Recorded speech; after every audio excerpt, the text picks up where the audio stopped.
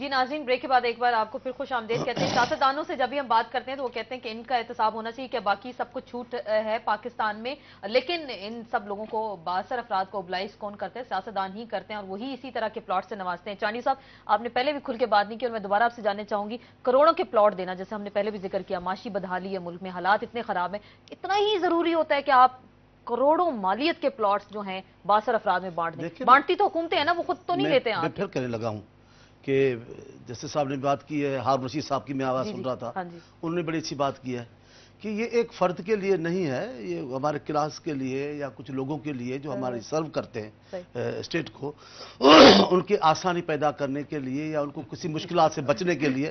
اب میں بات کر رہا ہوں اسے، اگر آپ کریں گے تو ہارون رشید صاحب کی پہلی دفعہ ان کو بات بہت اچھی لگی. ہاں واقعی میں صحیح. کبھی تو یہ ریکارڈ قائم کرنا چاہیے نا، کسی کی بات کو تصریف کر لینا چاہیے.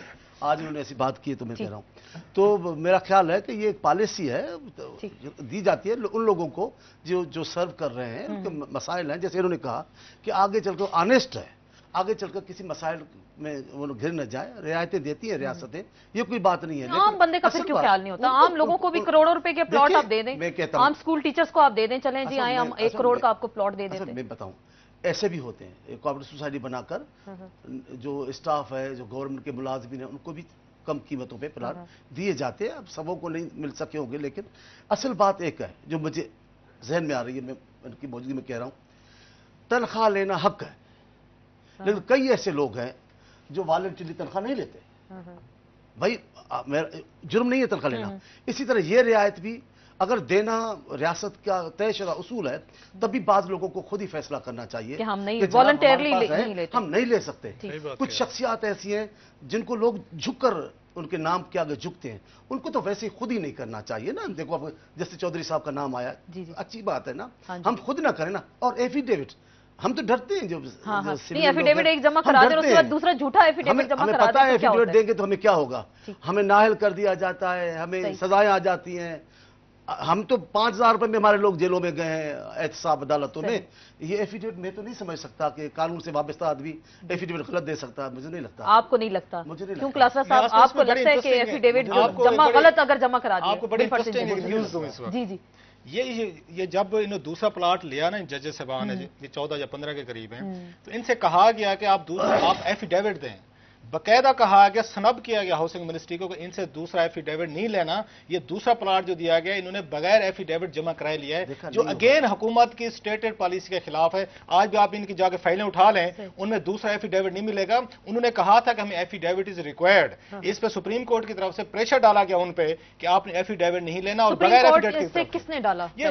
رجسٹرار سپریم کورٹ ہمیشہ ان سے، وہ اتنے ایفیکٹو ہیں، وہ اتنے پاورفل ہیں. کہہ رہے تھے کہ پھر آپ ان کو کنٹمپٹ میں بلا لیتے ہیں کہ حضور اب سیکٹری ہاؤسنگ اینڈ ورکس کی یہ جرات ہے کہ وہ جج صاحبان جو اگر سٹنگ ان کی فائل گئی ہوئی ہے، ایون پرائم منسٹر کی جرات نہیں ہے. جیسے طارق محمود صاحب کہہ رہے تھے کہ پرائم منسٹر میں اتنی طاقت ہوتی، وہ کہہ دیتے کہ حضور کہ آپ کو اس وقت پلاٹ ہم نہیں دے سکتے. پرٹیکولر جب حکومت کے کیسز اس وقت سپریم کورٹ میں چل رہے ہیں اور ڈیلی بیسس پہ ان میں وہ بھی جج صاحبان یہ شامل ہیں جو اچھے خاصے پرووکیٹو قسم کے کریٹیکل کامنٹس دے رہے ہوتے ہیں. زرداری صاحب کے کیس میں اب زرداری صاحب کی حکومت سے پلاٹ بھی لے رہے ہیں اور ان کے کیسز بھی سن رہے ہیں اور کریٹیکل کامنٹس بھی دے رہے ہیں. سو یہ ایک عجیب سی 3 سے 2 شکار آپ کہنا چاہتے ہیں؟ 3 شکار نہیں بنے گا. جج صاحب پھر آپ کی کمیونٹی پہ بات آ رہی ہے اور بار بار ہم بات کر رہے ہیں کہ جوڈیشری کی، اور آپ لوگوں نے بتایا کہ آپ کی ایک جوڈیشل کالونیز بھی ہوتی ہیں مختلف شہروں میں، کسی بھی شہر میں، اور وہاں آپ کو پلاٹس دیے جاتے ہیں. صوبائی حکومتوں سے بھی پلاٹس ملتے ہیں جج صاحبان کو، وفاقی حکومتوں سے بھی ملتے ہیں. اور ایک جو ایفیڈیوٹ کی بات ہو رہی ہے، کلاسٹر صاحب نے بھی پوائنٹ اٹھایا اور چانڈی صاحب نے بھی اٹھایا، ایک کے ساتھ دوسرا اگر ایفیڈیوٹ اگر چلنے لگا دیں کہ میرے پاس پلاٹ نہیں ہے تو اس کی کیا سزا ہے؟ دیکھیں بی بی سنو، جیسے آپ نے کہا لاہور وغیرہ، دیکھیں اصل میں یہی ہمارا دکھ ہے. جیسے ہم آرمی کی بات کرتے ہیں تو ان کا بھی ایک ہاؤسنگ کا پورا ایک اسٹیبلشمنٹ وہ ہے، دیکھیں نا ہر جگہ ہر شہر میں. اور سم ہاؤ دیکھیں یہ بات بڑی آسان ہوتی ہے، کوڑیوں کے بھاؤ زمین خرید لو اور اپنی حیثیت کی وجہ سے وہاں پر انفراسٹرکچر جو ہے ڈلوا لو. اصل مسئلہ تو ہے نا یہ روڈ بن جائیں، بجلی بن جائے. جیسے مشرف صاحب نے یہاں پر لیا تھا نا اپنی، مشرف صاحب اور شوکت عزیز صاحب کے جہاں پر ہے، کیا نام ہے جی اس علاقے کا، یا چک شہزاد، وہاں پر کیا دیکھیں وہاں پر لے لیا. فارم ہاؤس کا مقصد کچھ اور تھا، روڈ سرکار نے بنا دیے، بجلی سرکار نے پہنچا دی، گیس سرکار نے پہنچا، ٹیلی فون تو پیچھے رہ گیا. बात یہ ہے اسی جس طرح یہ اس طرح لاہور میں بھی ہے، جس وقت ایل ڈی اے ہے اس سے بھی پلاٹ ملتے ہیں، پھر اپنی ہاؤسنگ سوسائٹی بنا دی. بھائی دیکھیں ان کا یہ کام نہیں ہے، اگر فوج کا کام نہیں ہے تو ہائی کورٹ والوں کا بھی یہ کام نہیں کہ اپنی جوڈیشل کالونی وغیرہ بنائیں. اور آپ یہ جہاں کی جوڈیشل کالونی ہے نا، آپ وزٹ کر لیجئے، یہ ہے چکلالہ ایئرپورٹ کے پاس، وہاں پر آپ کو میرا خیال ہے 1 سے 2 جج سے علاوہ کوئی جج نہیں ملے گا، وہ سارے دوسرے لوگ ہیں جو وہاں پر پلاٹ خرید کر. اچھا ججز نے بھی پلاٹ بیچ دیے، وہ بھی یہ کاروبار کرتے ہیں. دیکھیں نا اوریجنل الاٹی تو شاید وہی تھے. لیکن میرا پھر ایک سوال ہے، ہارون صاحب نے بہت اچھی بات کی ہے. دیکھیں بات بڑی سیدھی سی ہے، ایک بات یہ حکومت ذہن میں رکھ لے، یہ قانون بنانا، رولز بنانا ساری چیزیں ان میں ہے. بھائی سی ڈی اے آج ایک قانون بنا دینا جی، بات بڑی، جو بھی سیکٹر اوپن کریں اس کی جو بھی پرائس ریزنبل فکس کرے اسی کرے. بیلٹنگ میں چاہے جج آئے چاہے عام آدمی، قانون اور آئین سر سب کے لیے برابر ہونا چاہیے نا، پاکستان کے سماج میں ایک جیسا ہونا چاہیے، چاہے وہ جج ہے، صحافی ہے، جرنیل ہے، جو بھی ہے. جب سی ڈی اے یا ministry of housing and works کوئی اپنا ایک نیا سیکٹر لانچ کرتے ہیں، وہ جیسے چانڈیو صاحب کہہ رہے تھے، ایک 5-6 ہزار پلاٹ اس میں اویلیبل ہوتے ہیں، اور اس میں یہ موسٹلی کیٹیگرائز کر دیا جاتا ہے. گورنمنٹ کے یہ آپ لوور آپ کا سیکشن آ جاتا ہے، آپ کے گریڈ 17 کے آ جاتے ہیں، 18 کے، 20 کے، ان کی علیحدہ کیٹیگریز ہیں. اور اس کا مقصد یہی ہوتا ہے کہ سب لوگوں کو جنہوں نے اسلام آباد میں رہنا ہے آپ ان کو ایک پلاٹ دیں. اور سب سے بڑے جو اس کے بگ بینیفیشریز ہیں وہ سیڈیا خود ہے. ہاں جتنے بھی ان کے ملازمین ہیں لا کے تحت ان کو ایک پلاٹ ملنا ہوتا ہے، اور ہر سیکٹر میں ان کے پاس پلاٹ ہے. اور اگر اس لسٹ کو جو میں نے چھاپی ہے اور اس میں مزید ابھی نام آنے ہیں، بڑے بڑے نام آنے ہیں، 1-2 دن کے لیے میں نے ہولڈ کر لیا تاکہ یہ چیزیں ڈائجسٹ ہو جائیں. اس میں یہ ہے کہ اگر کوئی بگ بینیفیشری ہے نا پلاٹس الاٹمنٹ کا، نہ وہ ججز ہیں آپ کے، نہ آپ کے صحافی ہیں، نہ آپ کے پولیٹیشین ہیں، وہ آپ کے بیوروکریٹس. اور ایسے نام آئیں گے، اور انہوں نے 3 پلاٹ لیے ہیں. فیڈرل سیکرٹریز نے، آپ تو 2 رو رہے ہیں نا ججز کے، انہوں نے 3 لیے ہیں اور بار لیے ہیں اور ہر حکومت سے لیے ہیں. اور جب ان کے ناموں کو لسٹ آئے گی، ان کے ناموں کو لسٹ آئے گی، آپ حیران ہو جائیں گے کتنے بڑے معززین تھے ہمارے اس شہر کے پالیسی میکر، جن کا کام یہ تھا کہ یہ لوگوں کو ہاؤسنگ فیسلٹیز فراہم کرتے ہیں. انہوں نے خود لیے، اور انہوں نے سب سے اسلام آباد کے مہنگے سیکٹر میں لے کے ایک کو بیچا اور تیسرے پہ گھر بنایا، چوتھا اپنے دماد کو انہوں نے جا کے الاٹ کروائے. آپ بیوروکریسی تو بہت تباہی.